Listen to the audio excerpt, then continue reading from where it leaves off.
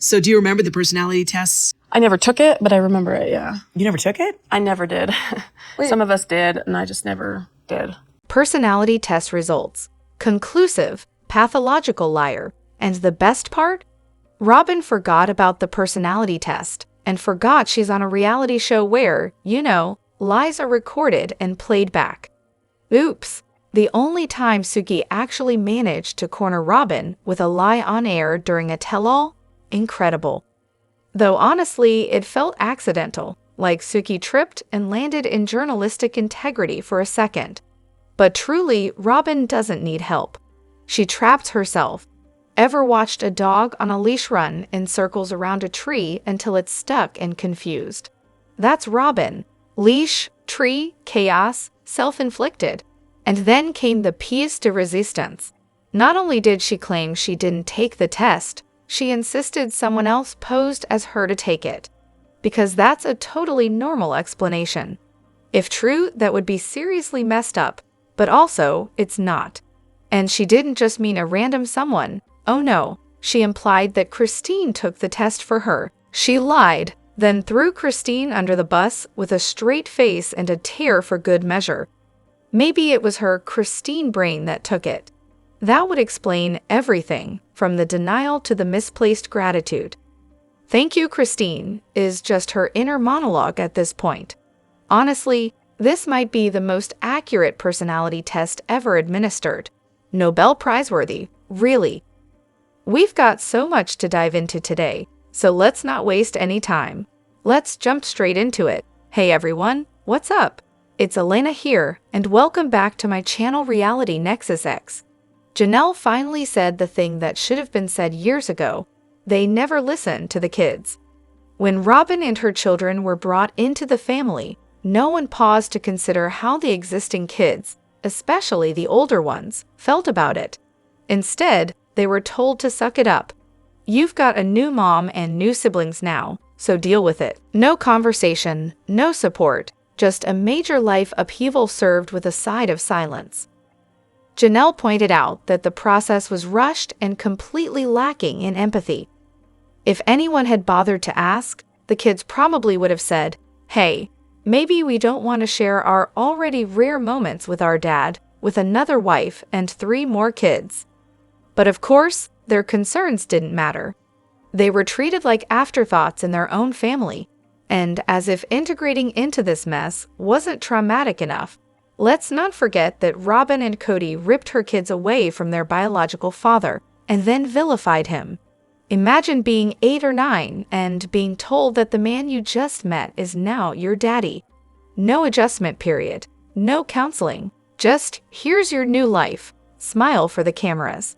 Then there was Brianna, who clung to Logan like a barnacle at every turn. The physical affection she sought from him, and later from Kody and the other boys, wasn't just innocent attachment. It screamed unmet emotional needs.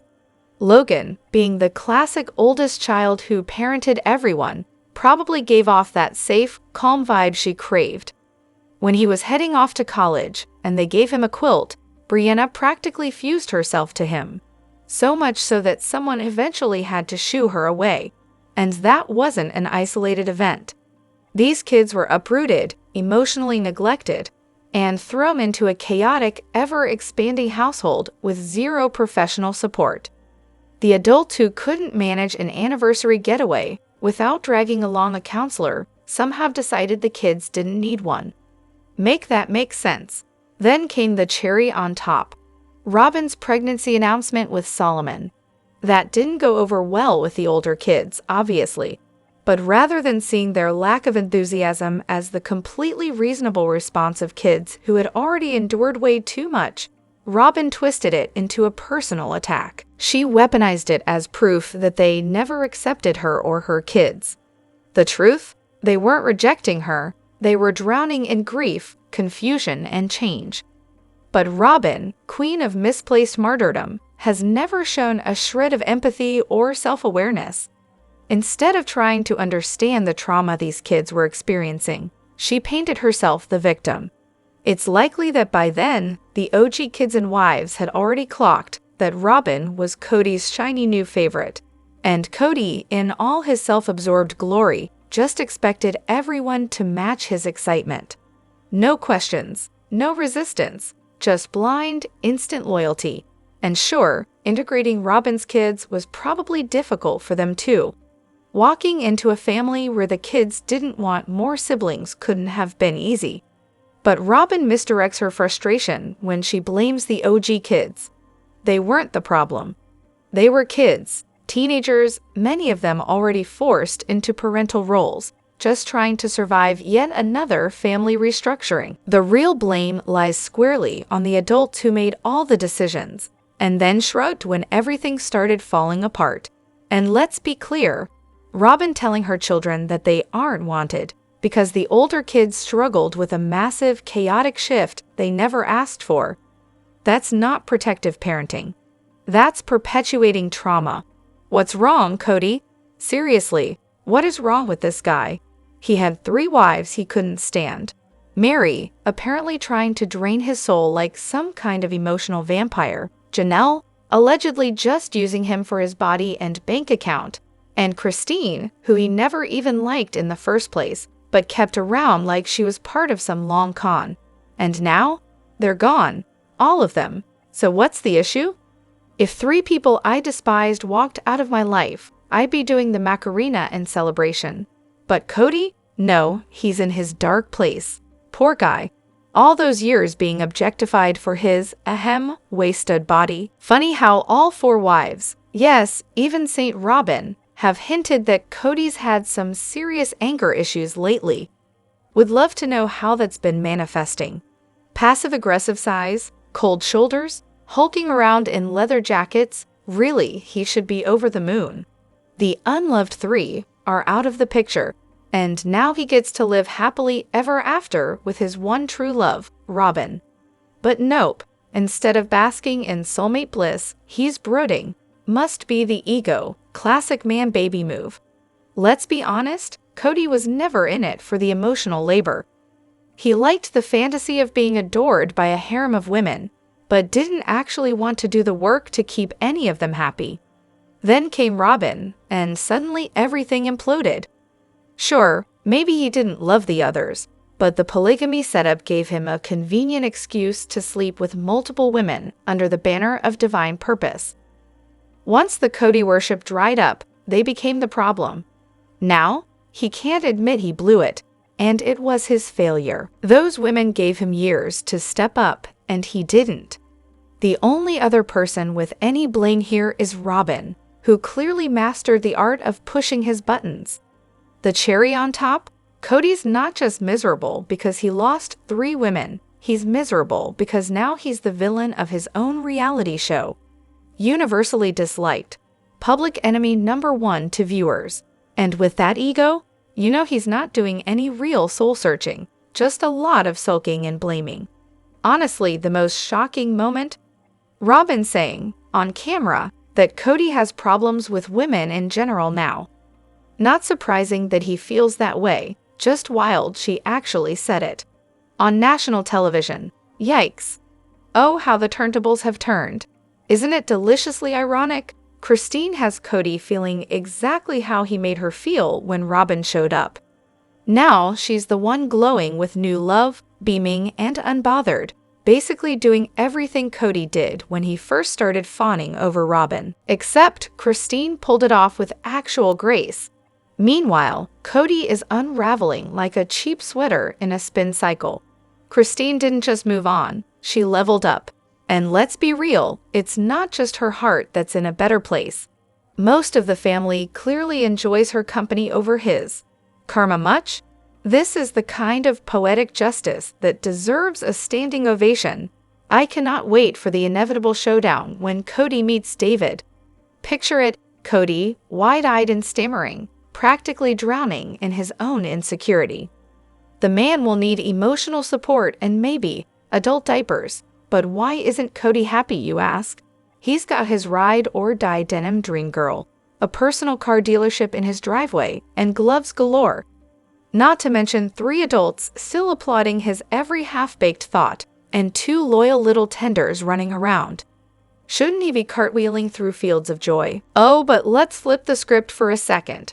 Imagine Christine had dared to spiral after Kody married Robyn. Would anyone have coddled her? Offered a single ounce of empathy? Nope. They'd have slapped a princess label on her and mocked her mercilessly. But Christine? She focused on her kids. She was civil, gracious even to Robyn and her children. And now, Robyn wants everyone, including the kids, to rally around Kody as his fragile ego crumbles like a stale cookie. The irony is unbearable, and let's not forget, Kody always said his wives were free to leave if they fell out of love. So why was Christine's exit treated like she'd stabbed him in the kidneys with a butter knife? Every accusation he hurled at her, selfishness, betrayal, he's guilty of himself.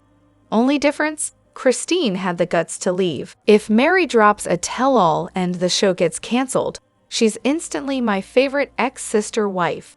No contest, since she's basically a background extra at this point, maybe gone after this or next season. I could totally see her spilling the tea on how emotionally abusive Kody has been. And honestly, that might finally be too much for TLC to sweep under the rug. And look, as much as I hate to admit it after watching this circus for years, I'd be fine if the whole show got canned. Kody and Robyn need a reality check, and maybe a reality without a paycheck. The others? They've got side gigs, businesses, real-world income. They'll survive. Kody and Robyn, on the other hand, let them try to budget their way through that giant house fantasy on vibes alone. Now, here's how the show should end. Give each of the wives who left a 2-hour, no-holds-barred tell-all special. Each, don't skimp. Film them now and release them within the year. Not this ridiculous 2-year time warp we've been trapped in. The more Mary and Christine start peeling back the curtain, the more obvious it becomes. This show is a facade. It's not helping Kody or Robyn's case. Longtime fans are over it. Watching what used to be a show about family evolve into a slow, painful unraveling of one man's ego trip, it's exhausting. There's nothing left to cover, unless we're counting Christine's relationship with David. And no offense, but that's not exactly enough to carry an entire season. What are Kody and Robyn going to show us next? More shaky phone footage and sob sessions? Let's be real, Kody is spiraling, emotionally unraveling on camera while rambling about his dark thoughts and patriarchal nonsense. He's embraced this gross, outdated brand of control that makes everything feel even more toxic. And TLC thinks that's compelling TV? No thanks. I can't take another episode of him and Robyn crying while blaming everyone but themselves for their mess. Either end it now, or spin off with Janelle, Christine, and maybe their kids. Not my Kelty, please. And fingers crossed Mary writes that book, or someone does. I want full drama, legal battles over Coyote Pass, and Kody's delusional big house dream getting auctioned off to fund his own downfall. Robyn has been the opposite of a safe presence. Honestly, she's been toxic since day one. We could probably write a novel cataloging all the red flags, starting with how she and Kody even met. Nothing about their relationship has ever felt honest. And let's be real, anything that comes out of their mouths, likely a lie. They dragged Mary into their mess later, just to add a layer of legitimacy to their so-called courtship. Oh, and remember the whole ring melting incident? Yeah, Robyn knew. She always knew. And her role in the catfishing scandal? Massive. Let's not forget her BFF Kendra, who vouched for the catfish and then promptly disappeared. Suspicious much? Fast forward 18 seasons, and we've watched her whisper into Kody's ear like some sort of puppet master. Always for her benefit and her kids, never for the good of the entire family. She's been directing his every move, while the rest of the family gets scraps. The audacity to insert herself into conversations between Kody and the kids under the excuse that she speaks Kody? Give me a break. The other wives knew the man just as long, if not longer. but apparently Robyn thinks she holds the secret decoder ring to his brain. Newsflash, the kids have known him longer than she has too. It's honestly insulting that she thinks she's more qualified to be in those conversations than the people who've lived it. Can you imagine if her kid's biological dad had a wife trying to pull the same stunt?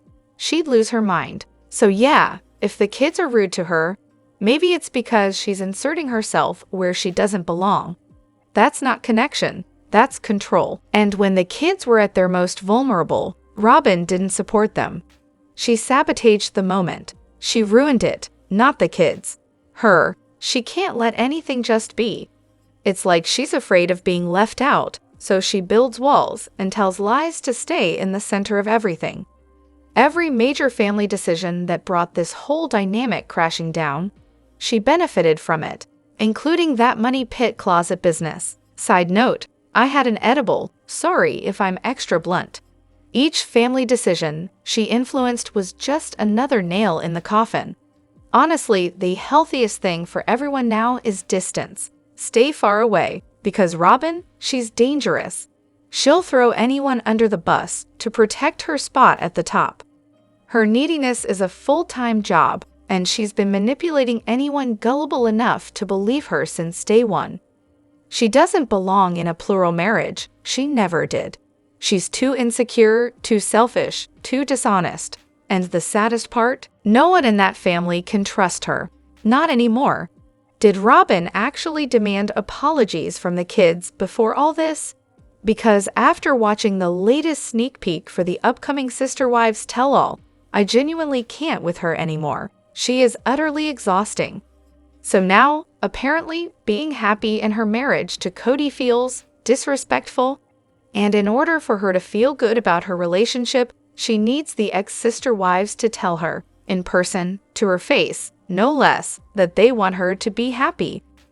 Mind you, these women have already said on national television, to a global audience, that they wish her well. But nope, not good enough. Robyn needs a hallmark moment, with eye contact and maybe a bouquet, or it doesn't count.